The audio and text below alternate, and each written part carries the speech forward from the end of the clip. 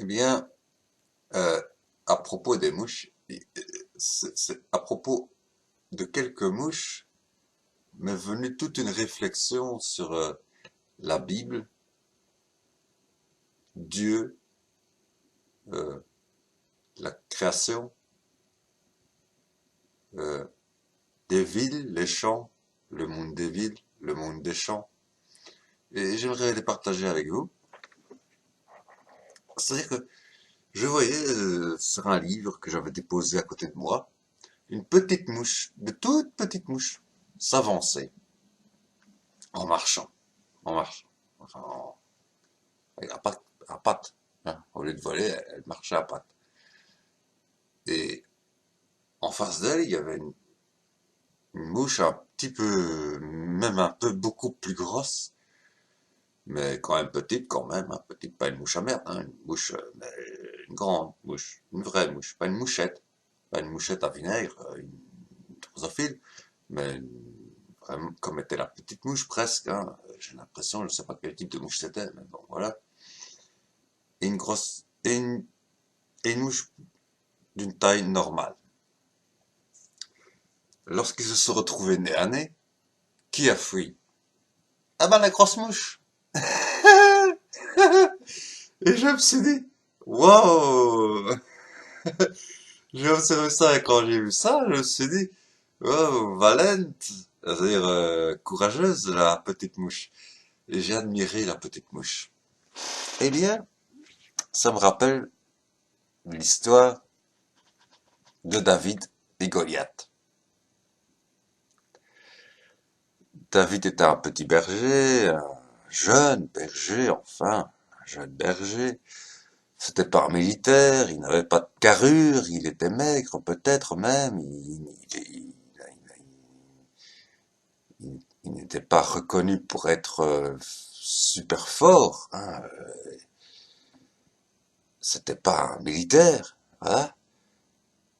Et contre tous les autres militaires, il a terrassé un géant Goliath. Ce qui en a fait, bon, loin du Seigneur, et le roi David, qui donnera plus tard la succession à Salomon et à tous, toute une génération de rois de Jérusalem, jusqu'à Jésus-Christ, le rejeton de David, Jésus-Christ, hein, c'est-à-dire le fils illégitime, entre guillemets, de David, puisqu'on fait remonter Jésus-Christ à David via Joseph, alors que c'est pas le fils de Joseph, c'est le fils de Dieu, de l'Esprit Saint, à tout le moins, entre tout, non, hein. Donc c'est le fils de Dieu, voilà. L'Esprit Saint, c'est Dieu, hein. Bon.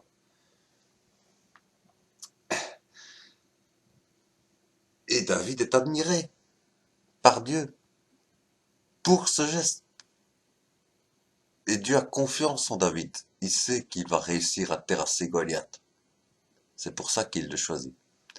Eh bien, je dis, l'homme ressemble un peu à Dieu, et c'est écrit dans les Écritures, hein, dans le livre de la Genèse, dans le livre de la Genèse, et Dieu créa l'homme à son image. Alors faut-il entendre ça de manière physique, c'est-à-dire, et Dieu créa l'homme à son image, c'est-à-dire à sa ressemblance physique,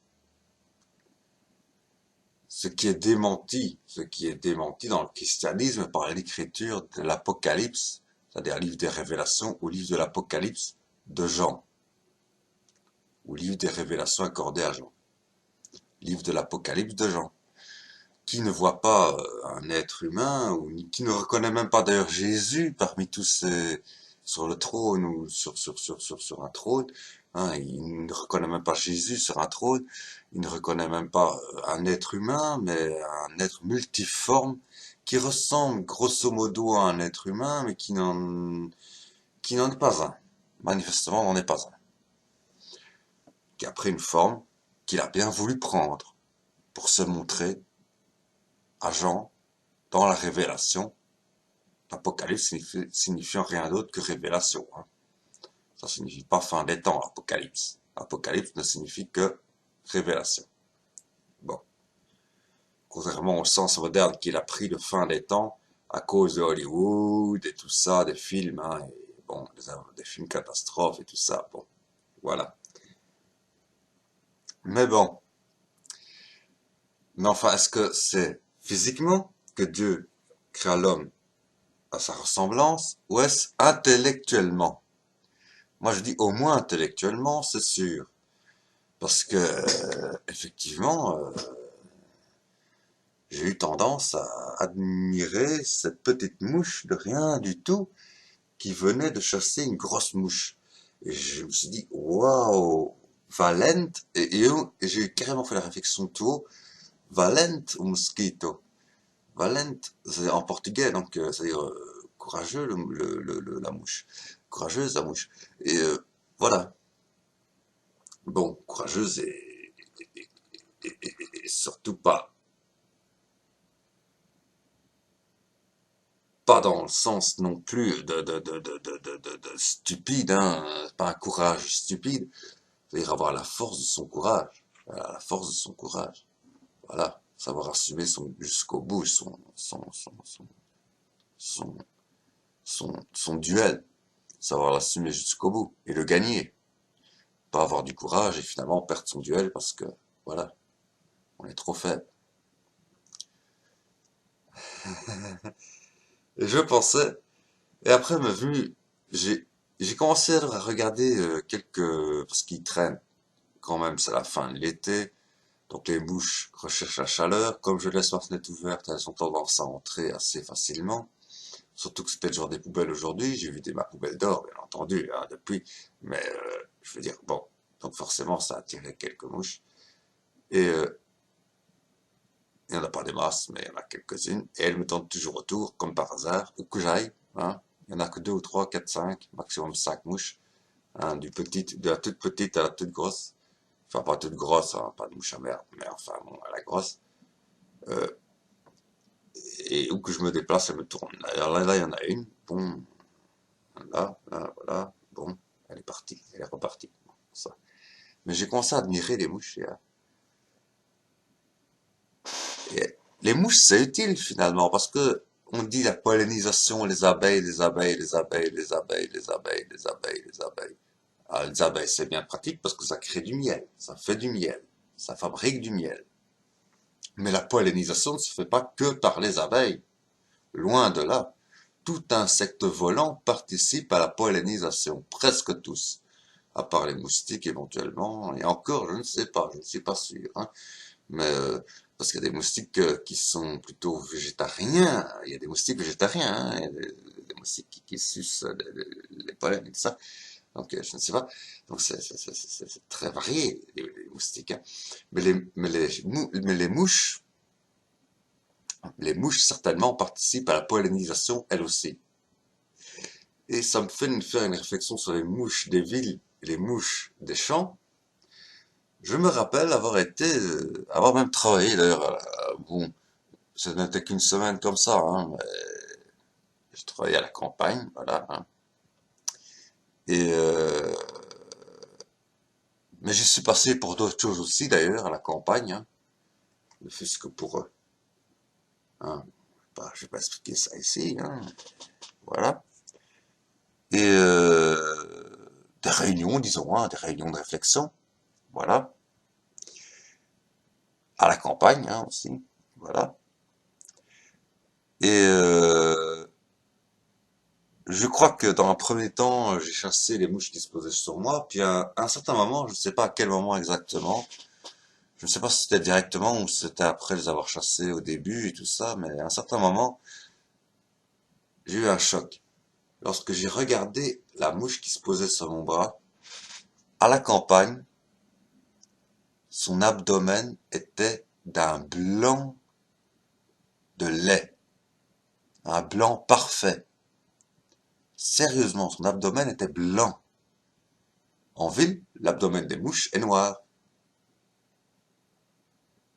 Alors je me dis, je me fais la réflexion, si l'abdomen des mouches en ville est noir, c'est certainement dû à la pollution urbaine plus qu'à la nature même de la mouche.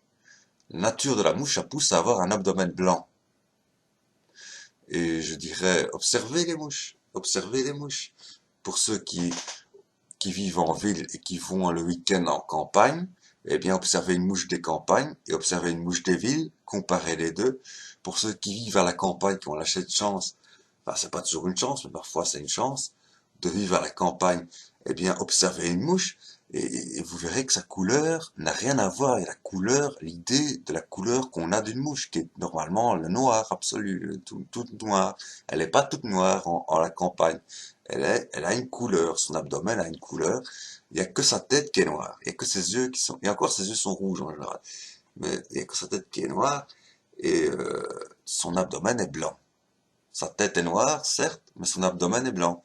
Et ses yeux en général sont d'un rouge. Et quand il y a du soleil, hein, quand il y a du soleil, quand il y a du soleil. Et là, il y avait du soleil, justement. Donc, voilà. Et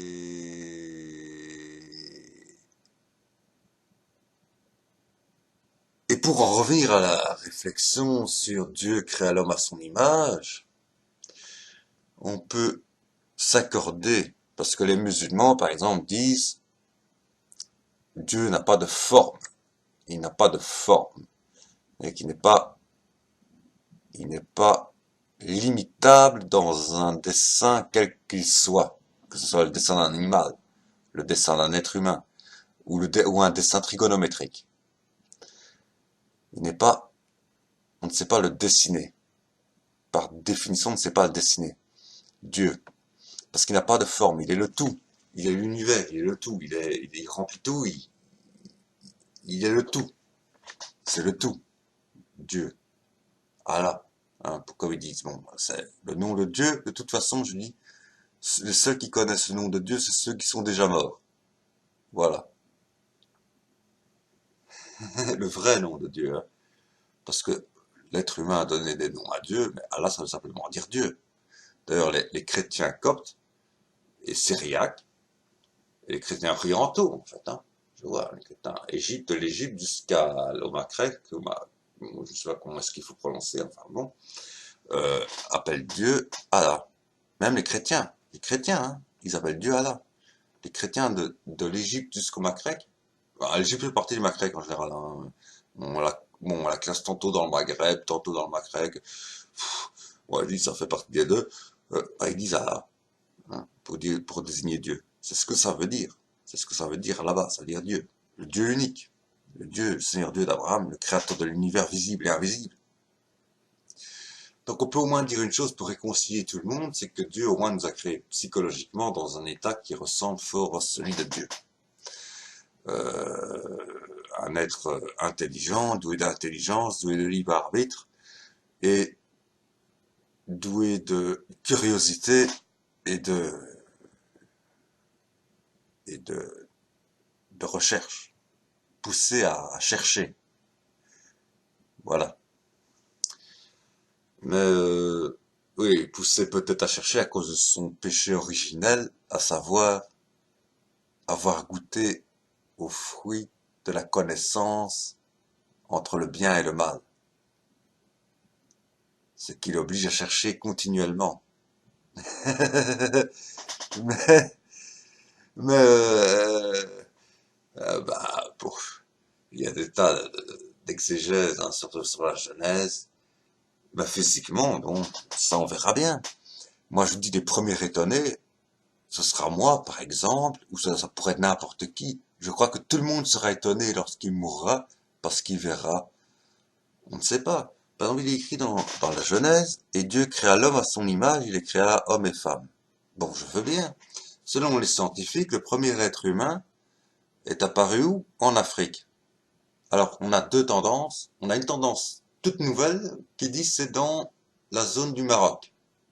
Donc ce serait plutôt quelqu'un de berbère, bédouin, berbère, assez comme ça, hein, bon voilà, donc basané, hein, basané. Et puis une autre école qui dit non, bien que ce ne soit pas le squelette le plus ancien qu'on ait retrouvé, c'est plus probablement, même si c'est l'un des plus anciens qu'on a retrouvé, c'était le plus ancien avant celui du Maroc qu'on a trouvé, c'est probablement au Tchad, au sud du Tchad, ou en Éthiopie, ou enfin dans la zone est, sud-est de l'Afrique. Noir. Afrique noire. Ah ben, donc Dieu est noir. Ou Dieu est marocain.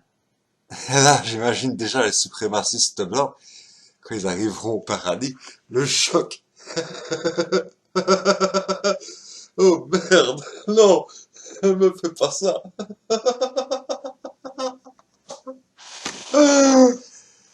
Je crois que tout le monde sera surpris. Tout le monde sera surpris. Euh, Il y a que les morts qui pourraient en dire plus, mais voilà, le seul qui n'a pas été surpris, c'est Jésus, quoi. Mais il n'est pas venu pour nous raconter ce qu'il y avait dans l'au-delà, il est venu pour nous libérer d'une lourde charge qui était notre descendance vis-à-vis d'Adam qui a désobéi à Dieu, en mangeant du fruit de l'arbre interdit. Et donc, il nous a remis nos péchés. Mais voilà, donc c'est autour des mouches, cette bête réflexion.